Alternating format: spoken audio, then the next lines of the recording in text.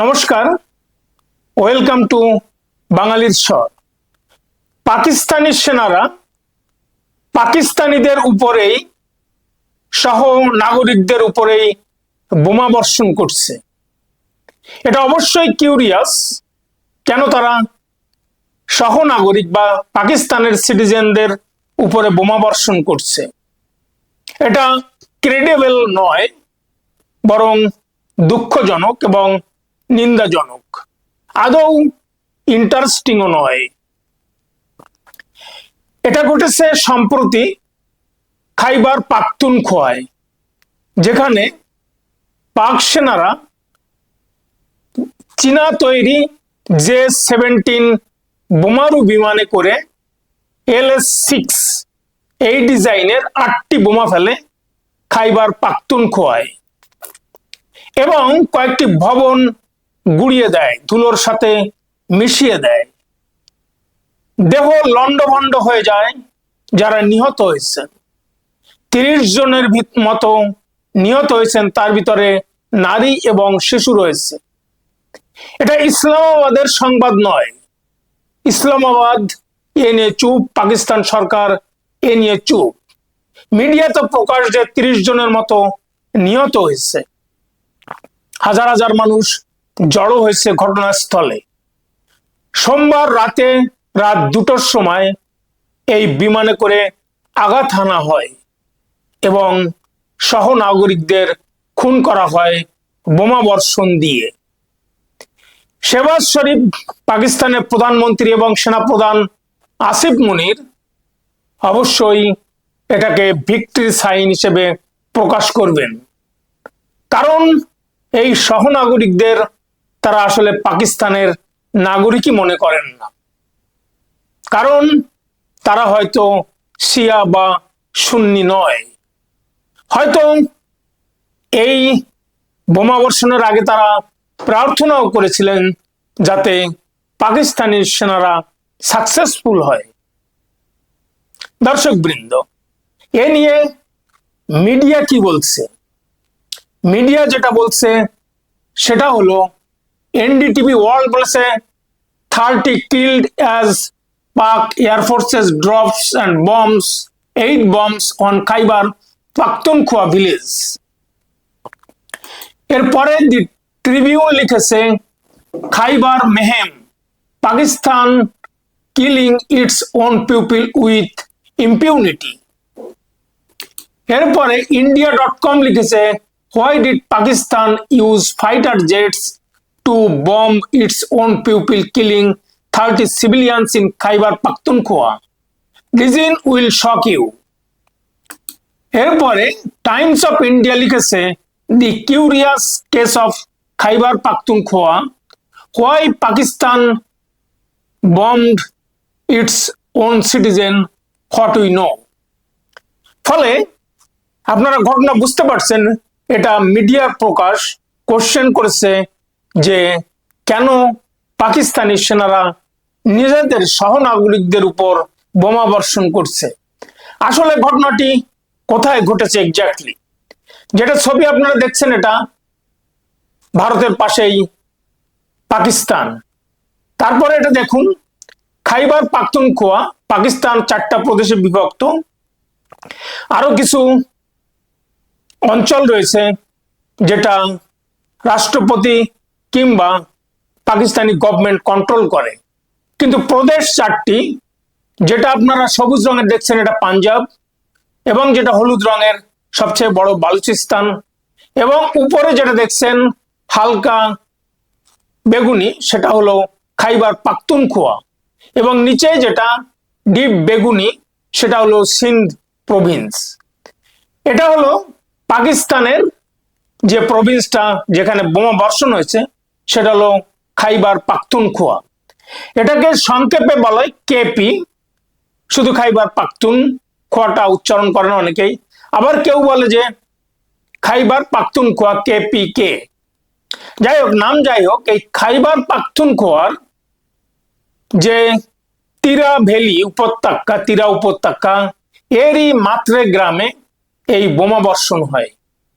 এই বোমা বর্ষণের ফলে 30 জন মানুষ নিহত হয় এবং চীনা তৈরি প্লেন বোমারু বিমান ইউজ করা হয়, বোমা ফেলতে ব্যবহার করা হয়, দেহ লণ্ডভণ্ড হয়ে যায়। স্থানীয় জনগণ সেই দেহ তুলে আনে।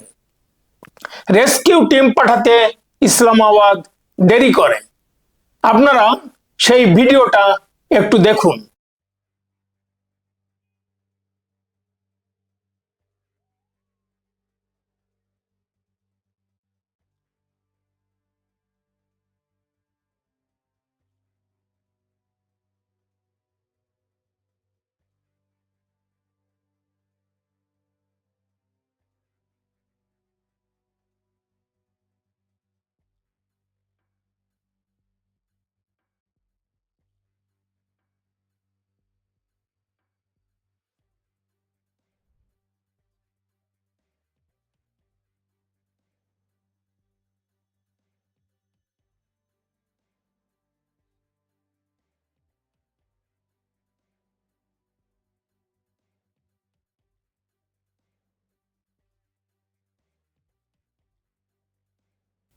দর্শক বৃন্দ, আপনারা ভিডিওটি দেখলেন।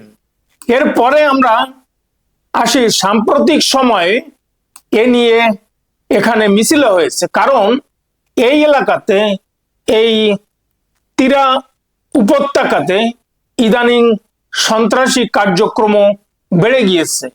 একের পর এক এখানে মানুষ খুন হচ্ছে। এবছর এই 2025 জানুয়ারি থেকে এ পর্যন্ত 605টার মতো সন্ত্রাসী হামলা ঘটেছে।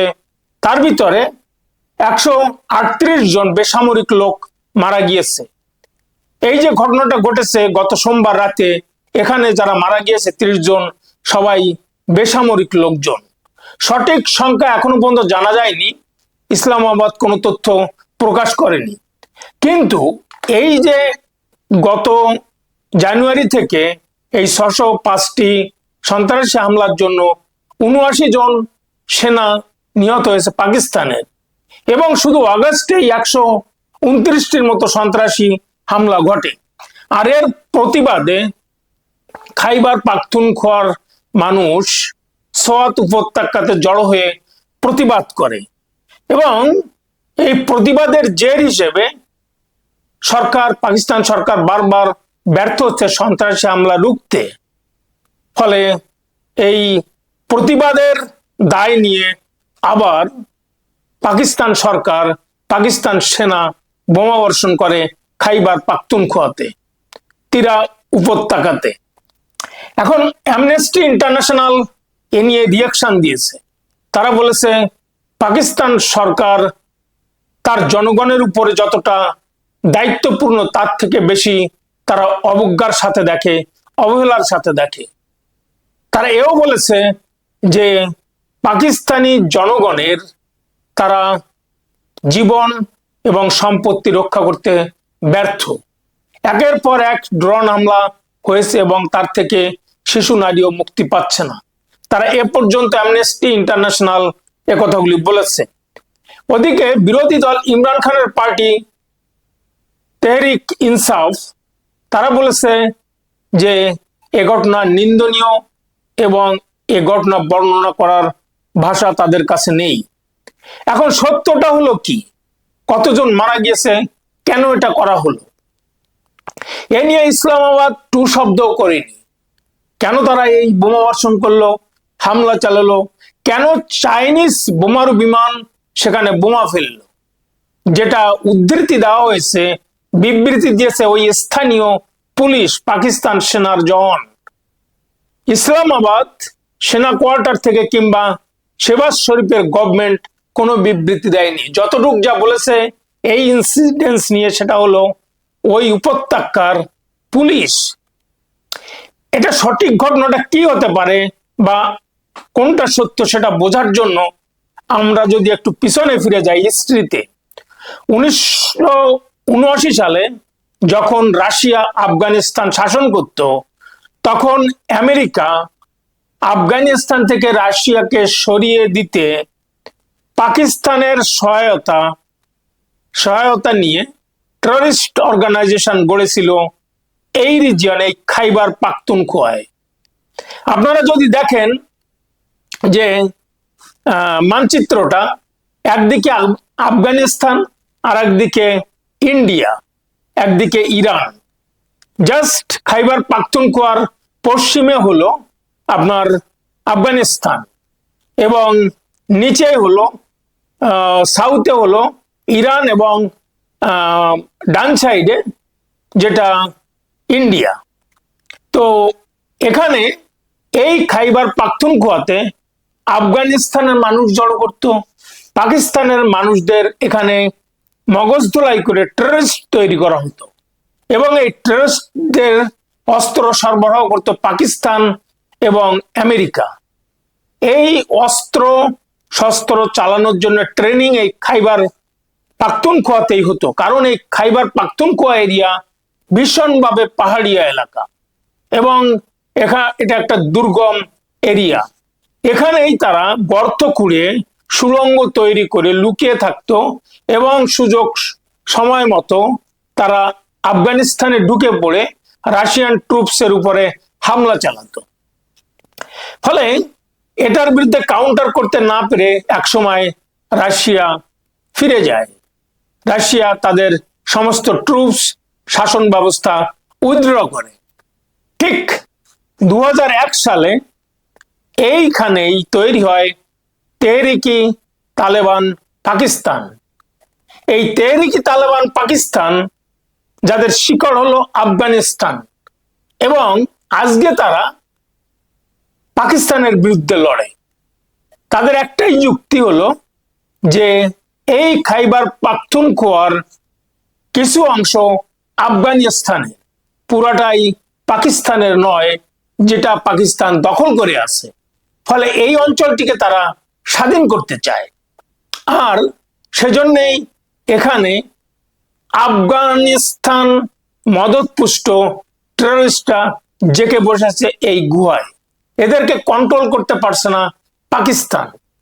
এখন পুলিশ যে বিবৃতি দিয়েছে, পাকিস্তানের পুলিশ ওই এলাকাতে, তারা বলেছে যে টিটিপির তেহরিকি তালেবান পাকিস্তানের 2 সদস্য মেম্বার আমান গুল এবং মাসুদ খান এখানে বোমা তৈরি করছিল ঘরের ভিতরে, এবং তাজা বোমা, কাঁচা বোমা বিস্ফোরণ হয়ে এই ঘটনা ঘটিয়েছে। অর্থাৎ পুরা পাকিস্তান গভর্নমেন্ট, ইসলামাবাদ পুরো ঘটনাটা চাপিয়ে দিল, পুরো দায়টা ঠেলে দিল আফগানিস্তানের উপরে। তারা বলতে চাইল যে আফগানিস্তান এটা করিয়েছে। এভাবে প্রতিবারই এই ধরনের টেররিস্ট অ্যাকশনে, সন্ত্রাসী হামলার প্রতিবারই পাকিস্তান আফগানিস্তানের উপর দায় ঝাড়ে। আফগানিস্তান বরাবরই অস্বীকার করে আসছে। তারা বলেছে এটা তাদের আভ্যন্তরীণ ব্যাপার, তারা দায়িত্ব নিতে ব্যর্থ ওই এলাকার, ফলে দোষ আফগানিস্তানের উপরে দিচ্ছে, এটা গ্রহণযোগ্য নয়। জাস্ট গত সপ্তাহে এই টিটিপির আগ্রাসনে এটাকে 12 জন পাকিস্তানি সেনা নিহত হয়, আর এরপরেই পাকিস্তানি সেনা ক্ষুব্ধ হয়ে এই বোমা বর্ষণ করলো নিরীহ জনগণ যারা পাকিস্তানি। যারা মারা গিয়েছে এর কেউই আফগানিস্তানের নাগরিক নয়, তারা সবাই পাকিস্তানের নাগরিক। অর্থাৎ সত্যটা পাকিস্তান চেপে দিল, চেপে দেওয়ারই কথা, কারণ পাকিস্তান এটাই বরাবরই করে এসছে। ঠিক আজকে তিরাভেলিতে যেটা হয়েছে, ঠিক একই জায়গায় 2010 সালে পাকিস্তান বোমা বর্ষণ করে একইভাবে 200 মতো সিভিলিয়ান তখন খুন করে, এবং এই সিভিলিয়ান খুন করার পরে অবশ্য সেদিন পাকিস্তানের যে সেনাপ্রধান আশফাক কিয়ানি, তিনি ক্ষমা প্রার্থনা করেন এবং সেটা সারা বিশ্ব দেখেছিল। পাকিস্তানি বিবিসি লিখেছিল যে general Kayani apologises over civilian deaths. আরো একটা মিডিয়া লিখেছিল Pakistan army apologises for civilian deaths. সেদিন 200-রও বেশি খুন হয়েছিল, কিন্তু তারা কতটুক কথা স্বীকার করেছিল? তারা মাত্র স্বীকার করেছিল যে 40 জনের আশপাশ খুন হয়েছে। তো এটা হলো কেন তারা এই খুন করছে।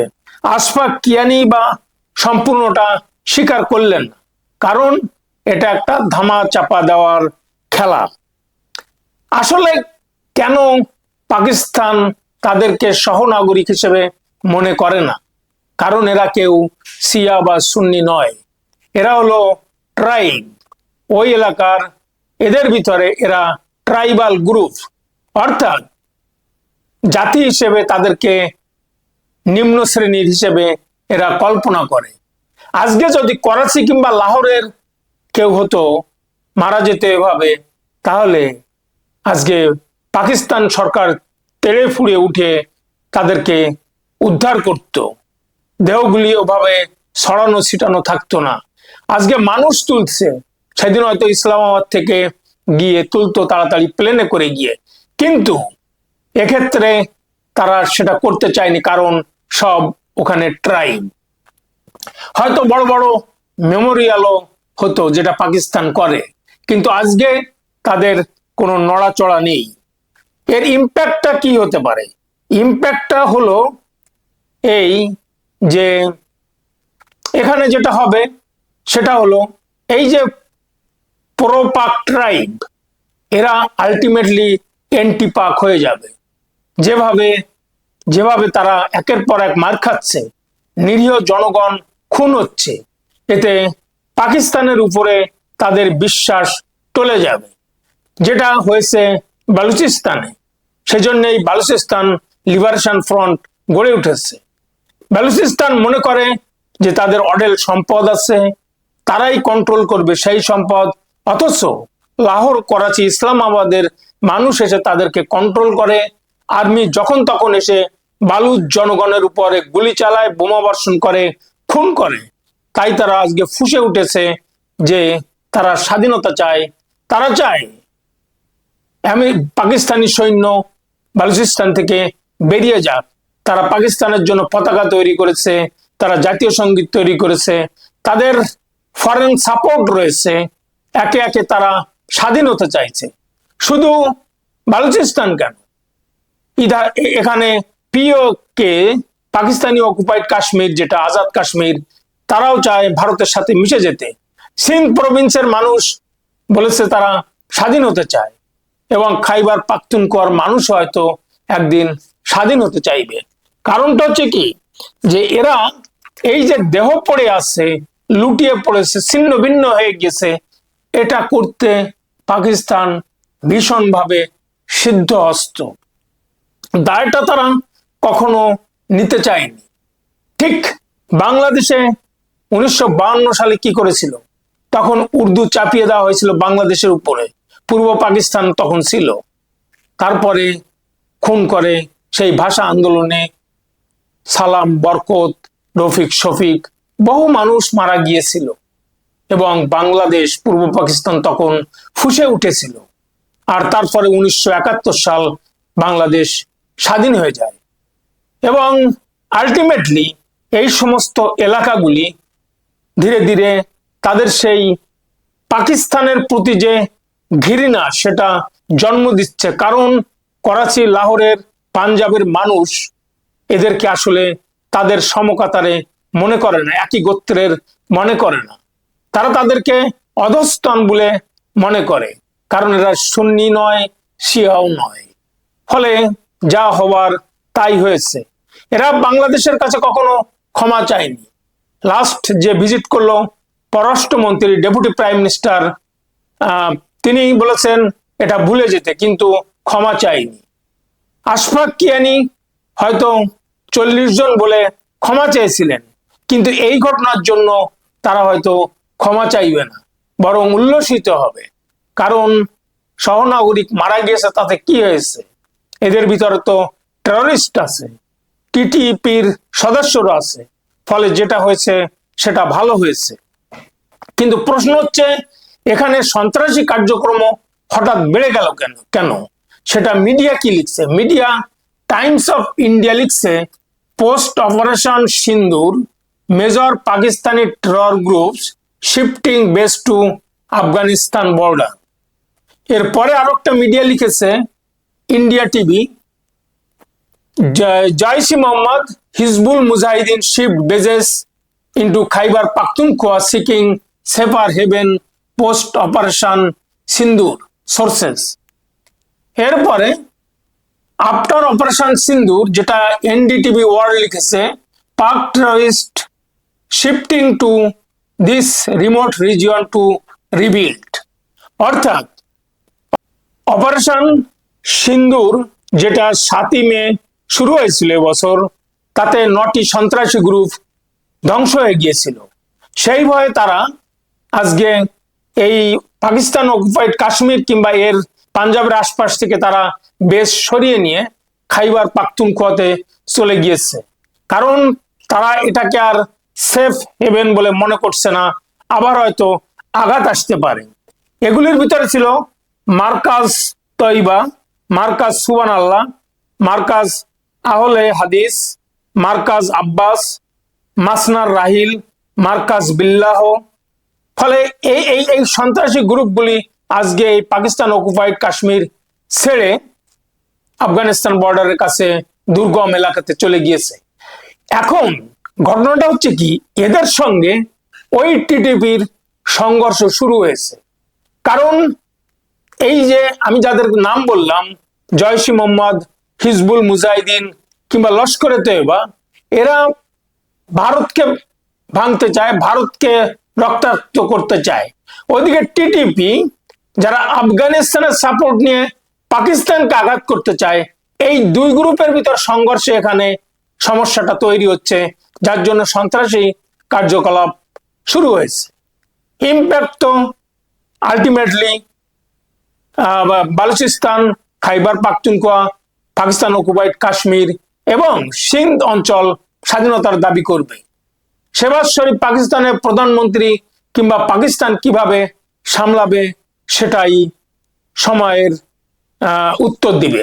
কিন্তু একথা সত্য যে ধীরে ধীরে পাকিস্তানের যে ক্ষমতা সেটা শ্রিঙ্ক হয়ে আসছে। শুধুমাত্র হয়তো একদিন অদূর ভবিষ্যতে কিংবা ভবিষ্যতে এমন ঘটনা ঘটতে পারে শুধু পাকিস্তান পাঞ্জাব নিয়েই গঠিত হবে। দর্শকবৃন্দ, আজ এ পর্যন্তই। ভিডিওটি ভালো লাগলে বাঙালিস্বর চ্যানেলটি সাবস্ক্রাইব করে পাশে থাকা বেল আইকনটি প্রেস করুন। আপনার একটা সাবস্ক্রিপশন 1 সেকেন্ড, কিন্তু ওই সাবস্ক্রিপশনটি আমার জন্য উৎসাহ, অনুপ্রেরণা। আর যদি আপনাদের কোনো মন্তব্য থাকে কমেন্টের ঘরে অবশ্যই অনুগ্রহপূর্বক কমেন্ট করবেন। আর দেখতে থাকুন, শুনতে থাকুন বাঙালির স্বর, আপনার স্বর। ধন্যবাদ।